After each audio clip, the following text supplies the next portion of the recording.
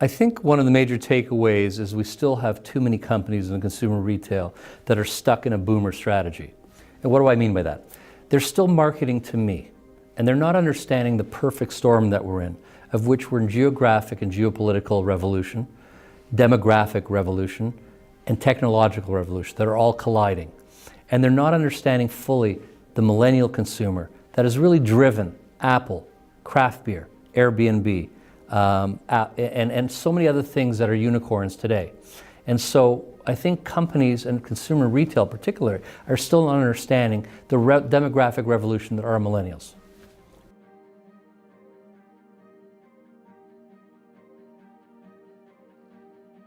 The last mile and kind of seamless checkouts and being able to shop in a seamless way, be able to shop online and get products and services in real time is going to be so much more important in a world where we're time-starved and we demand more, including experience.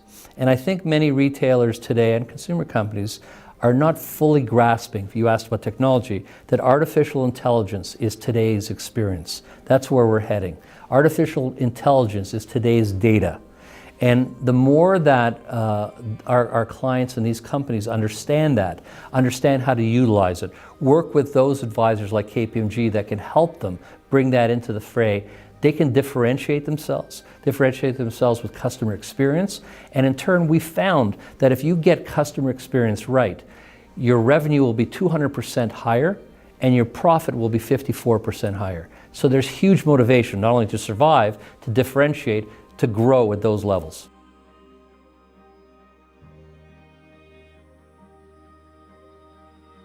I'm guessing it'll continue into 2020, 2021 and beyond. You have to just look at how we finished 2018 with Brexit, with populist in Brazil, where the last 2 years they had negative growth. In Africa, which was the darling and has had IPOs stop and so on, but I still think is a huge opportunity. With Brexit, so many others that I can, things like that will continue.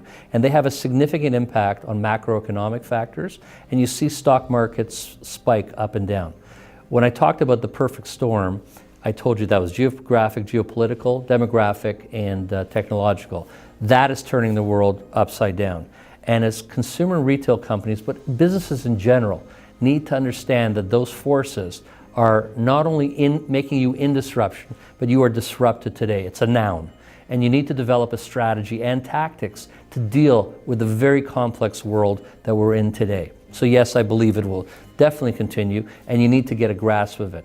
And the 5 MYs that we created in Me, My Life, My Wallet looks at the consumer in a deeper and wider way than anything we've seen in the marketplace. That was why KPMG did that. We want to help our clients like no one else of our competitors are doing that today.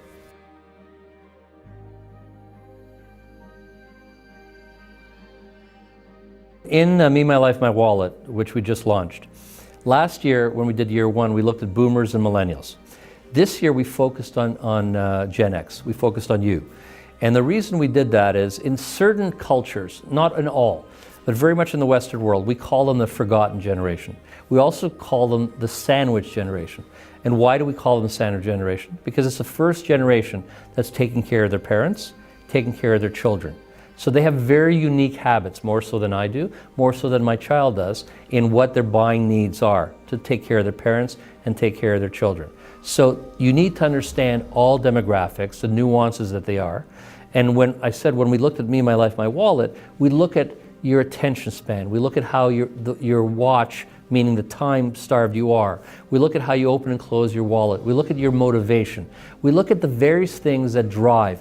Every layer of that onion that is the consumer makes you better to understand who you are. I can target you. And the other thing that we found is that you as a consumer, and it could be Gen X, could be millennial, could be anybody, don't want to be a category. They want me as the company to understand you as a person, to personalize my offering, to really get to know you as a consumer. If we do, then we've got you as a consumer for life.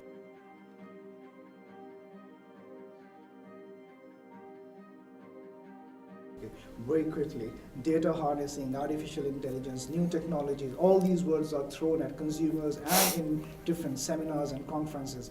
Do companies really understand this, and they have stronger strategies to take this forward or make use of all these new technologies and all these data management tools and etc.? So one of the things that we looked at in Me, My Life, My Wallet was data. We looked at trust. And so very few are looking at it. We didn't see that throughout the world. And we asked consumers throughout the world about, do they want to give up their data? What do they expect in return? And about trust.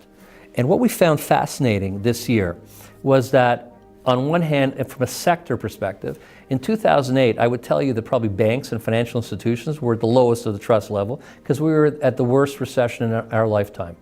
10 years later, in almost every country, banks are one or two and trusted, particularly with your financial data. It's also healthcare, and that was a fascinating part. We see an inflection point in the consumer. They will more readily give up their data today, but the inflection point is they want you to earn their trust. They want you to do something for them. Better products, better service, better pricing. So if they're going to give up their data, they want that back as well. But the other thing we saw that was interesting was the consumer is much more anxious. They're more anxious by 50% than they were last year, and they're more anxious approximately 50% than they were 5 years ago. And that's a real key. So they're anxious about a lot of things, but they're also anxious that there'll be a privacy breach. They're anxious about social media data being whatever. So it's a real interesting part. They'll give it up. They want to get something in return, but they're also anxious.